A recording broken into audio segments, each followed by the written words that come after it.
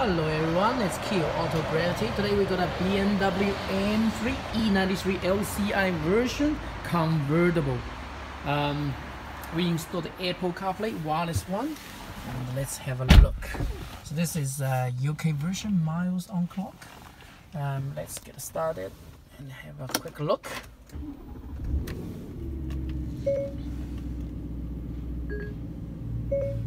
So this is BMW iDrive CIC system. I got my iPhone here, and I got a Bluetooth already connected to the wirelessly connected to the Apple CarPlay system. So long press the menu button. 3 seconds. Sorry, I can't show the result to you while you're in the car. Cancel. Yeah, so this is the iOS 13 Apple CarPlay interface, the new version. You can have a look here. It's pretty easy to use. Hey Siri, using Google Map, take me to the office. Getting directions to work using Google Maps. It's pretty cool, right? I prefer using the Google Map. It's a bit easier to use. You can always go back. Check out the functions, you know, like radio, iHeart radio. You can listen to the internet radio. You stop there, B.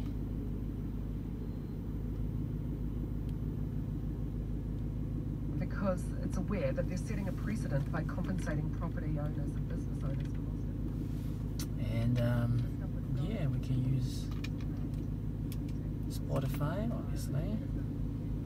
Spotify is pretty cool. It's got lots of music here. We can use phone, you know, using Siri to call. Apple Map. I got music here.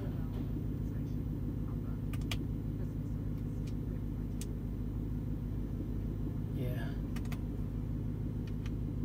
So it's controlled by factory controller. And obviously can use these buttons as well, so it's pretty easy to use. It looks good, right? Very high resolution for CIC system back to 10 years ago, using the Google Map in such a big screen.